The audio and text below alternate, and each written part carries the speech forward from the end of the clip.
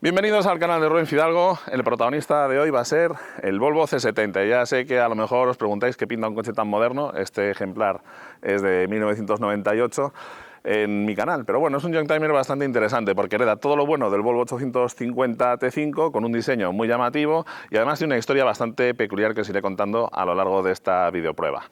Se presenta en 1996, aunque su lanzamiento al mercado sería en 1997, después del estreno de la película del Santo, protagonizada por Val Kilmer y Elizabeth Shue.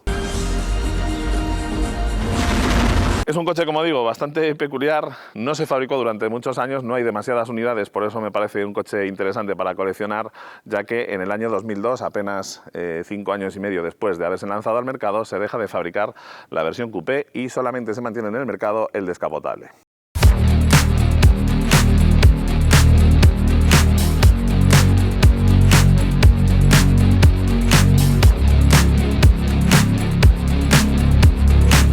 Decíamos que se presentaba en 1996, pero la realidad es que la historia del Volvo C70 empieza mucho antes. A finales de los años 80, casi 10 años antes, empieza Volvo con el desarrollo de la berlina 850, que sería la primera en llevar motor delantero con tracción delantera dentro de las grandes berlinas de Volvo, lo cual supuso un salto adelante enorme en cuanto a seguridad activa. Hasta entonces Volvo era toda una referencia en seguridad pasiva, en los crash test y en los accidentes los coches superaban muy bien las pruebas y las lesiones a los pasajeros eran mínimas, pero su seguridad activa con aquellos sistemas de tracción trasera y esos ejes traseros con ballestón y tal, no eran todo lo buenos que se desearía de cara a la seguridad activa. Y sin embargo, el Volvo 850 era un coche ya con una seguridad activa enorme. En su desarrollo participó nada más y nada menos que TWR y de hecho, después, en el rediseño del Volvo C70 para transformar esa berlina en un coupé, participaría una de las personas que trabajaba también en TWR, que sería Ian Callum, que lo conoceréis por diseños como el Jaguar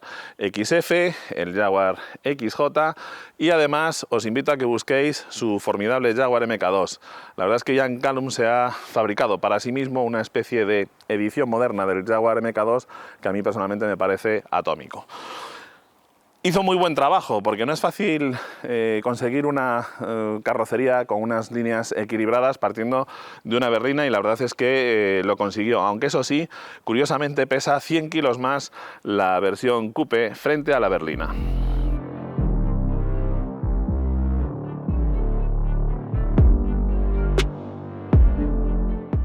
El diseño de Ian Callum la verdad es que fue muy bueno y de hecho en los cabrios básicamente se mantuvo prácticamente sin variación hasta el año 2006, que apareció la carrocería ya que empleaba la plataforma del Ford Focus.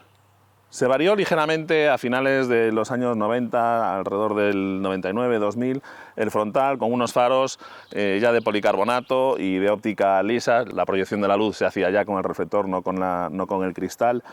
Y ligeramente variaba también la forma del paragolpes, pero por lo demás el coche seguía prácticamente idéntico. Lógicamente también añadieron nuevos colores al catálogo y variaron también las llantas para darle un aspecto más nuevo al coche, pero como digo, el diseño del coche la verdad es que envejeció muy bien.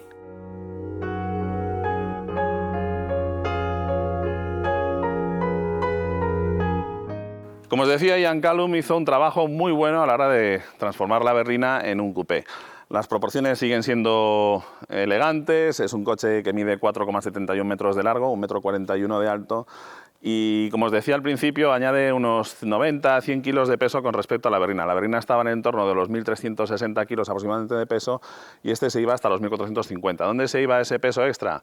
Bueno, pues en darle más rigidez a un coche en el que el pilar central está un poquito más retrasado, esta puerta es más larga de lo habitual y necesita unos refuerzos interiores enormes para conseguir mantener los estándares de seguridad de Volvo. También venían algo más cargados de equipamiento al tratarse del modelo pues más chic de la marca, en fin, por eso se iban añadiendo kilos a la carrocería. La verdad es que los acabados y ajustes son muy buenos y el coche llamaba muchísimo la atención, sobre todo cuando hablábamos de modelo de las versiones que venían con esos colores naranjas metalizados.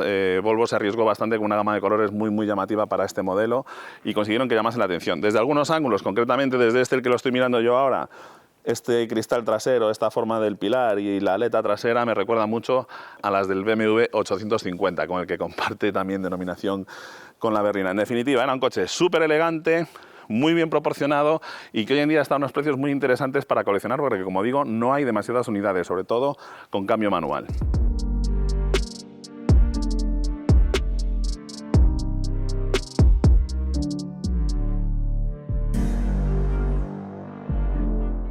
En la vista trasera del Volvo C70 también encontramos bastantes parecidos con otros modelos de la época. Vale, a mí personalmente me recuerda, aunque es un poco más antiguo, a los Rover 220, también las versiones coupé de la serie 2 de Rover. También a los de los modelos coupé de los Rover más grandes.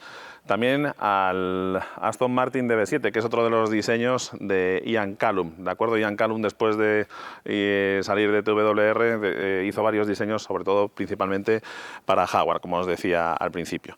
En el restyling también se modificaron los grupos ópticos traseros y fueron las únicas modificaciones que hubo en el diseño de este coche. Insisto en que los acabados y ajustes eran bastante buenos, y entre los rivales principales que tenía que lidiar este Volvo C70 teníamos el Mercedes CLK, teníamos también los BMW Serie 3 en sus versiones de 2 puertas, y también, pues como os decía, pues las versiones coupé de los modelos de lujo de Rover principalmente.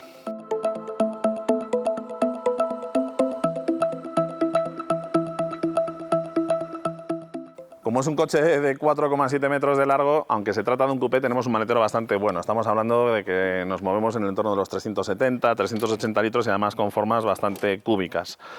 El maletero ya veis que abre la tapa incluso más de 90 grados para que no nos demos con la cabeza cuando estamos cargando el maletero, y la boca de carga, aunque no es tan buena como si fuera un portón, tampoco es de las peores. Debajo de la tablilla tenemos una rueda de repuesto de emergencia, y uno de los problemas que hay es que los asientos traseros no son abatibles.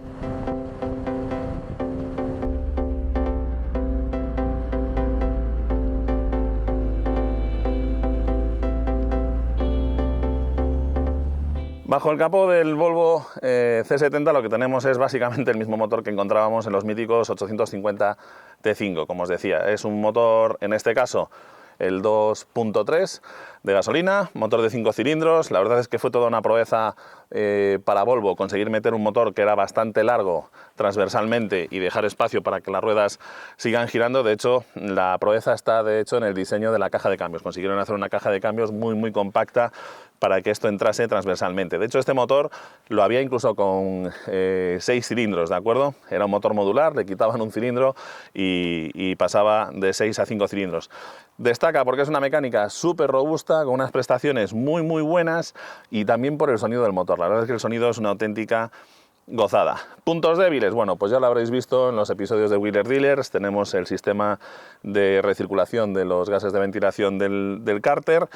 Y también otro mal endémico de estos coches es que los pines de los conectores, sobre todo de las unidades de control del ABS, tienden a sulfatarse y a dar bastantes quebraderos de cabeza. Esos son los dos únicos puntos débiles que tenemos principalmente. Por lo demás es una mecánica súper robusta. Ojo con las culatas y con las juntas de culata, porque si no se han mantenido bien y la refrigeración no es muy buena, tienen muy poco margen para pulir la culata, ¿de acuerdo? Para planificar la culata. Es decir, si la culata se nos dobla lo más mínimo y hay que quitarle mucho material, después no nos va a admitir el sistema de sincronización del árbol de levas con el cigüeñal.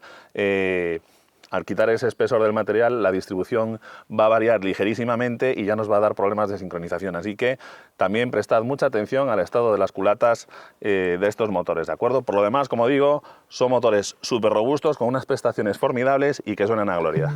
Al abrir las enormes puertas de este Volvo C70, bueno, ya veis que no tiene marco en las ventanillas, algo típico de los coupés, y este interior beige que hace que sea muy luminoso, además con el techo solar que tiene. Es una unidad muy equipada. La verdad es que en general los Volvo C70 eran coches topes de gama que venían muy bien equipados. Los asientos tienen una ergonomía muy buena, son comodísimos, reglaje eléctrico con memorias. Y algo que sí que me llama la atención es que es muy difícil encontrar tanto un C70 como un 850 y un 940 o un 960 en los cuales no tengamos estos problemas de grietas en el cuero. No eran cueros de mala calidad, pero eso sí necesitaban muchísima hidratación, ¿de acuerdo? Eran cueros bastante finos y suaves y necesitaban que estuvieran muy pendientes de la hidratación. Las plazas traseras las veremos después en detalle. Otra característica que tenéis que observar a la hora de comprar uno de estos coches es que suelen tener los mandos y los pulsadores bastantes problemas, ¿de acuerdo? No destacaban especialmente por la calidad de los mandos. De equipamiento, esta unidad, como veis, tiene el sistema de sonido de alta fidelidad, ¿de acuerdo? El Dolby Surround con ese subwoofer en la parte superior y también el pomo del cambio de la gama de accesorios de la boutique de Volvo. Este es el salpicadero del Volvo C70, como veis ha aguantado muy bien el paso del tiempo en cuanto a diseño, se ve todavía atractivo y no demasiado desfasado. Desde luego la ergonomía es muy buena, la consola central está ligeramente orientada hacia el conductor y tenemos unas ruletas y unos pulsadores enormes que prácticamente se pueden manejar incluso con guantes. Todo muy fácil de identificar y, como digo, muy cómodo de manejar. En este caso el acabado con madera, que también suelen tener tendencia a agrietarse, pero que le da un aspecto al coche muy elegante. Como os decía, la ergonomía de los modelos de Volvo, la verdad es que es, en mi opinión, una de las marcas con la ergonomía más perfecta, ¿de acuerdo? Todos los mandos quedan súper a mano, el volante tiene un diámetro ideal, el asiento es súper cómodo, además tenemos ya la columna regulable en altura y profundidad, el asiento con reglaje lumbar, con todos los reglajes eléctricos y la disposición de los mandos queda súper a mano. El pilar es muy grueso, incluso para tratarse de un coche de los años 90, pero insisto en que Volvo era una marca que siempre ha prestado mucha atención a la seguridad y esto proporciona muchísima rigidez en caso de impacto. En las plazas traseras el problema lo vamos a tener con la altura para la cabeza, ¿de acuerdo? Y la anchura sí que es suficiente para 2 pasajeros. Tampoco va mal de espacio para las piernas, como podéis ver. La verdad es que es un coche que para 4 plazas está muy bien, eso sí. El problema es la altura para la cabeza. Como veis, lo que os decía, las plazas traseras son amplias, fijaos, 2 de 2,5, ¿de acuerdo? Entre mis rodillas y el respaldo delantero que está puesto para que el pasajero delantero vaya con suficiente confort. La anchura también está muy bien y el asiento es muy cómodo, pero la altura para la cabeza me roza la cabeza con el tapizado del techo y si me echo hacia atrás incluso me pega aquí un poco ligeramente con la luneta.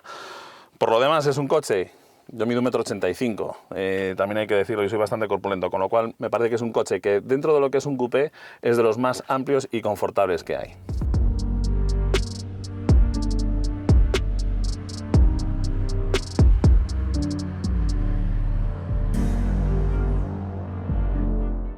Muy bien, pues vamos a ponernos a los mandos de este Volvo C70, además el pata negra con el motor de prácticamente 250 caballos igual que el del T5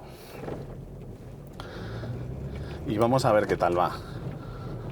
Lo primero que os digo es que el coche es súper cómodo, ¿de acuerdo? Es un auténtico gran turismo, no es un deportivo extremo ni muchísimo menos. Y luego también me llama la atención que no hay demasiados grillos aquí dentro. Normalmente los coches que no tienen marcos en las puertas suelen tender a tener, pues eso, grillos de las ventanillas, etcétera.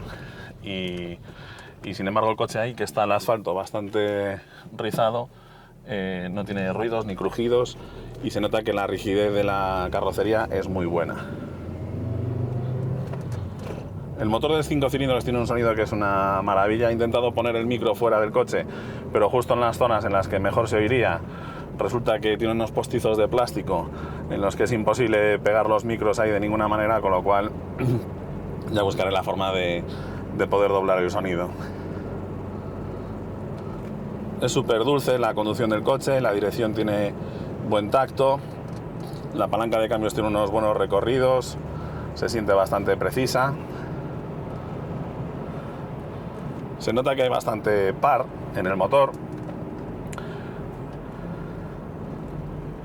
Al ser un motor de 5 cilindros, aunque es un 2.3 litros, la diferencia, por ejemplo, con el Saab 9000, que podéis ver la prueba también, es que, claro, dividimos 2,3 litros de cilindrada en el Saab entre 4 cilindros, de forma que me salen 4 cilindros ahí bastante grandes de más de medio litro de cilindrada unitaria cada uno de ellos, mientras que 2,3 litros entre 5 cilindros, los cilindros son un poco más pequeños. ¿Qué ventaja va a tener que los cilindros sean un poco más pequeños? Bueno, pues que a este motor le gusta bastante más que al del Saab respirar arriba, ¿de acuerdo? Es un motor que estira más y de hecho por eso consigue ese extra de potencia, porque tiene pues 500 revoluciones más de funcionamiento en las cuales el coche sigue respirando a pleno pulmón, ¿de acuerdo?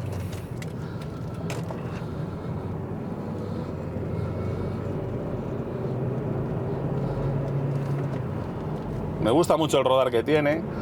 Las ruedas son unas 225/45/17 Y una de las ventajas que tenemos en el Volvo C70 con respecto a la berlina es que su aerodinámica mejoró, ¿de acuerdo? La berlina tenía un CX de 0,32, que no estaba nada mal para la época, y ese CX bajaba hasta 0,29 en la versión coupé, que estaba muy bien. De hecho, para que os hagáis una idea, el Opel Calibra, que fue el coche más aerodinámico en su momento, tenía un CX de 0,26 en las versiones de 8 válvulas, las versiones de 16 válvulas ya pasaban a 0,28, ¿de acuerdo? Simplemente porque aumentaba el ancho de los neumáticos, pasaba de tener unas 195 en llanta 14 a tener unas 205 en llanta 15. Este coche lleva unas 225, lleva bastante más goma y sin embargo tiene un CX de 0,29. Me parece una aerodinámica muy buena.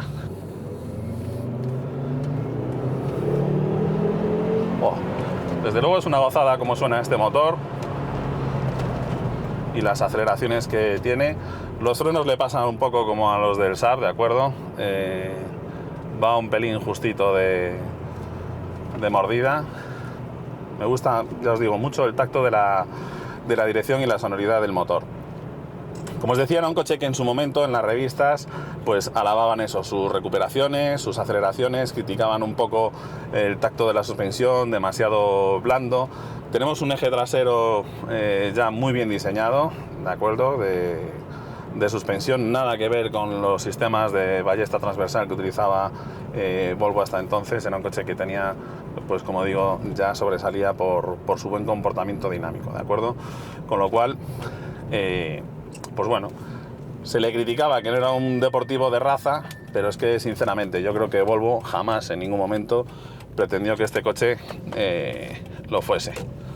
Se trataba eso, de ofrecer un coche de líneas coupé, atractivo, muy pensado para el mercado americano, y desde luego lo que sí que consiguieron es un motor que es una delicia. Vamos a ver si nos podemos meter en un tramo algo más revirado para ver otro de los temas que se criticaban en su momento, que era el de las pérdidas de motricidad en el eje delantero. Aunque bueno, el recuerdo que yo tengo del Volvo 850 T5R que pude probar en su día era que no me parecía un coche con excesivas pérdidas de motricidad, siempre y cuando uno condujese como tiene que ser, ¿de acuerdo? Nada de ponernos a acelerar como locos con la dirección totalmente metida. Lo lógico es empezar a dar gas a medida que vamos abriendo la dirección, y en esas condiciones no eran coches especialmente bravos en cuanto a que tuviera demasiadas pérdidas de motricidad.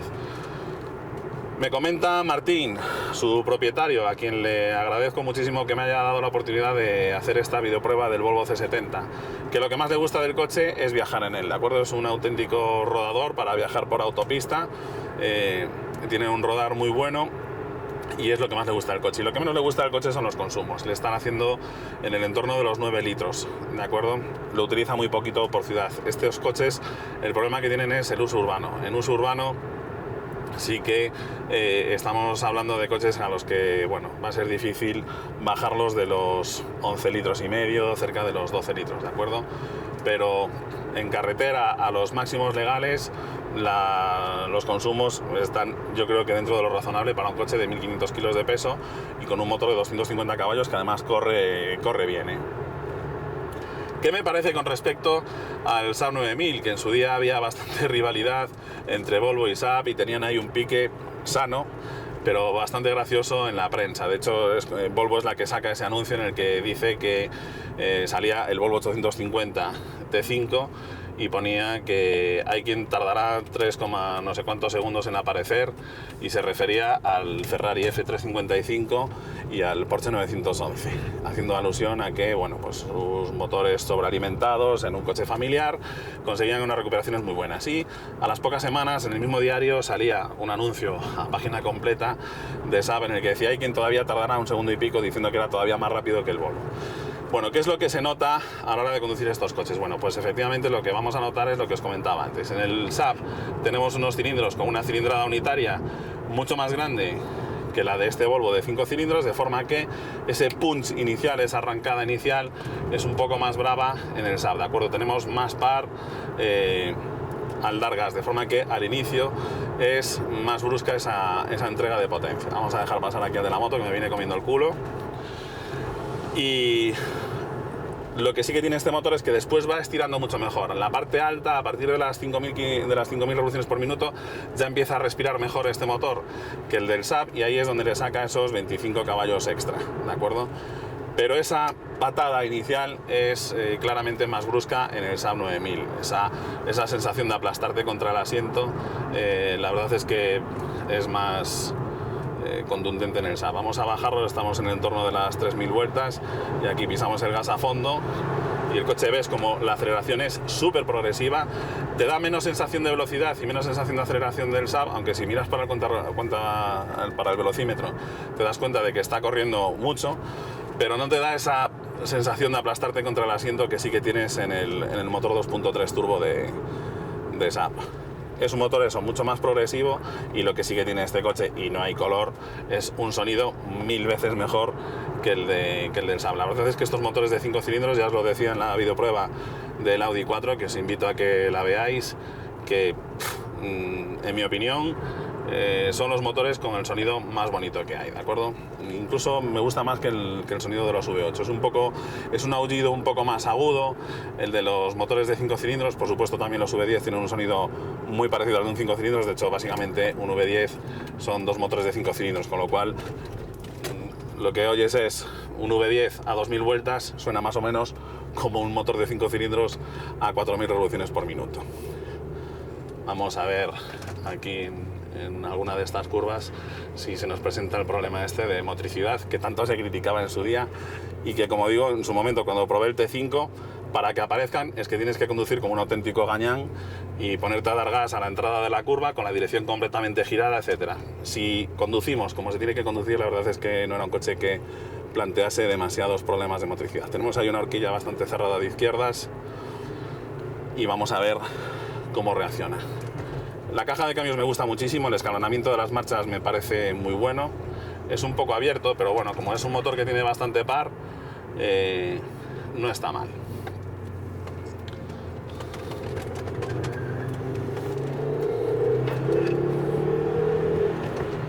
No hay problemas de motricidad si hacemos las cosas como se tienen que hacer, ¿de acuerdo? Me gusta muchísimo el rodar del coche, la verdad es que se conduce muy bien y tiene una conducción muy agradable. Tiene un buen compromiso entre confort y aplomo. El coche no es rebotón para nada, la suspensión, y eso que, bueno, es un coche, esta unidad tiene poquitos kilómetros, 120.000, pero lógicamente tampoco están nuevos los amortiguadores, ya tienen 120.000 kilómetros.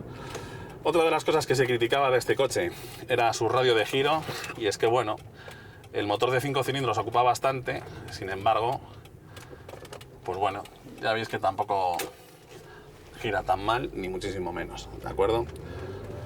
Pero claro, al tener un motor tan largo, quedaba poco espacio en las ruedas y se decía que estos coches giraban poquito. No me parece que gire demasiado poco. De hecho, hoy en día hay coches con motores de 4 cilindros, pero con llantas de 4.000 millones de pulgadas de diámetro, que tienen un radio de giro bastante peor que el de este Volvo, sencillamente porque en este caso lo que no cabe en los pasos de rueda son precisamente las ruedas. En fin, es un coche que está muy bien equipado, los precios en el mercado están tirados, ¿de acuerdo? Es fácil comprarte un coche de estos por menos de 6.000 euros y te llevas un coche con un motor de más de 200 caballos, con una estética de coupé muy atractiva, muy bien equipado. Normalmente prácticamente todos tienen asientos de cuero calefactados, climatizador automático. Muchos de ellos también traen lavafaros, llantas de aleación, en fin, como digo, son coches que están muy bien equipados. En cuanto a seguridad, son coches ya con una seguridad moderna, y es que personalmente siempre he tenido la sensación de que los mejores coches se han fabricado entre los coches que se comercializaron entre el 95 y el 2010, ¿de acuerdo?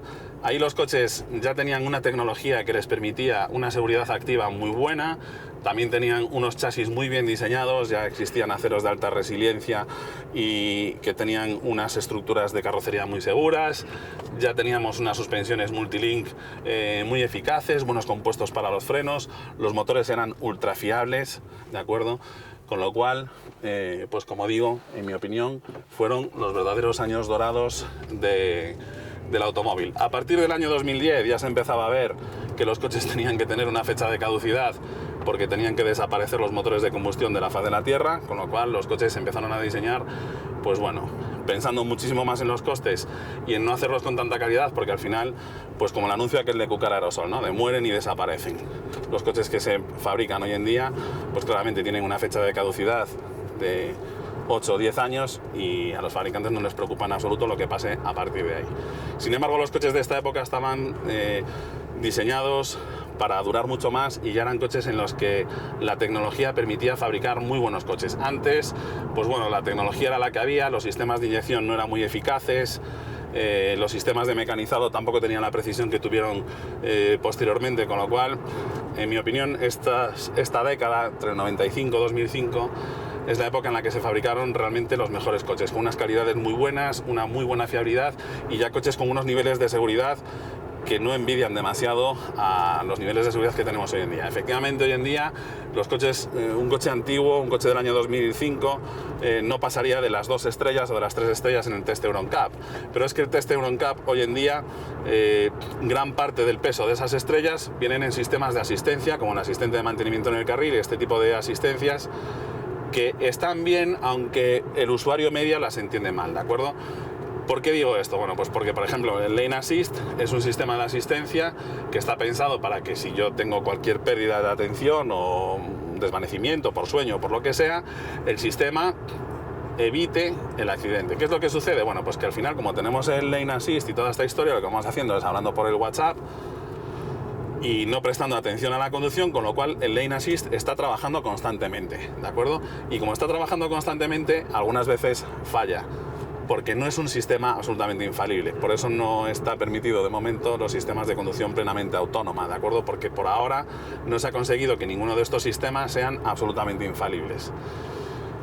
Entonces, pues lo que os digo, estos coches ya eran coches muy seguros en caso de accidente, tenían una seguridad activa muy buena, eso sí, había que conducirlos, hay que estar atento a la conducción y no prestar tanta atención al teléfono como estamos prestando en la actualidad, que yo creo que lo que hemos ganado por un lado lo hemos perdido en otros aspectos, ¿no? Pues eso, la gente se confía demasiado en todos estos sistemas de asistencia a la conducción y deja de prestar atención a la conducción.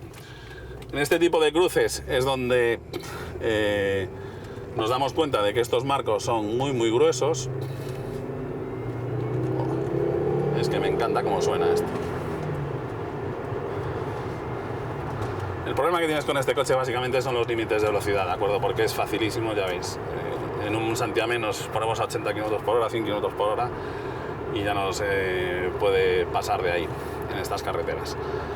Como os decía, lo que ganábamos por un lado lo perdemos por otro, en que la gente confía en esos sistemas y tenemos después unas claras pérdidas de atención.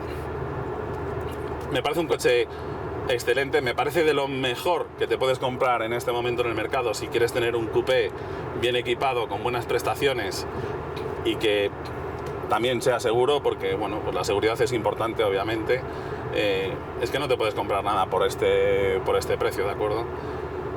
Eso sí, tienes el peaje de que el consumo va a ser elevado, pero bueno, piensa que te puedes comprar este coche en el entorno de los 6.000 euros. Vamos a buscar una unidad que esté medianamente decente, con lo cual estamos hablando ya de 6.000 euros.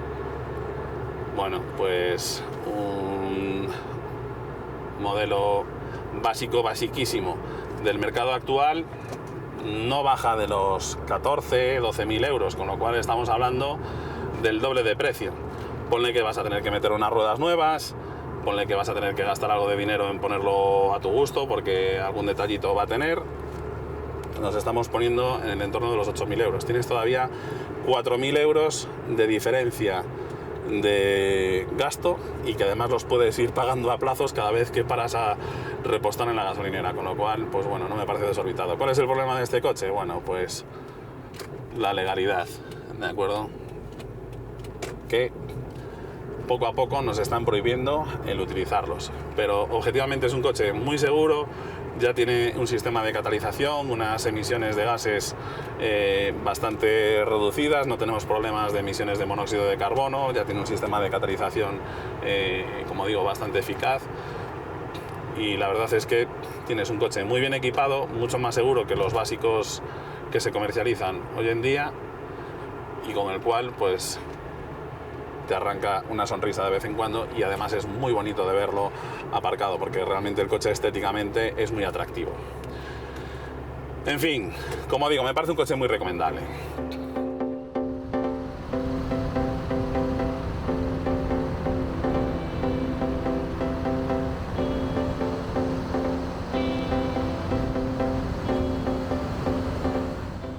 Muy bien, pues es el momento de devolverle a Martín Corderí, que por cierto le agradezco una vez más que me haya dejado este Volvo C70 y os recomiendo que le sigáis en redes. En Instagram es corderí_cars, tiene unas fotos muy buenas, la verdad es que os va a llamar la atención, o también en Facebook lo podéis seguir como Cigüeñal en Pañal, ¿de acuerdo? Así que os invito a que sigáis sus redes porque la verdad es que hay material bastante interesante.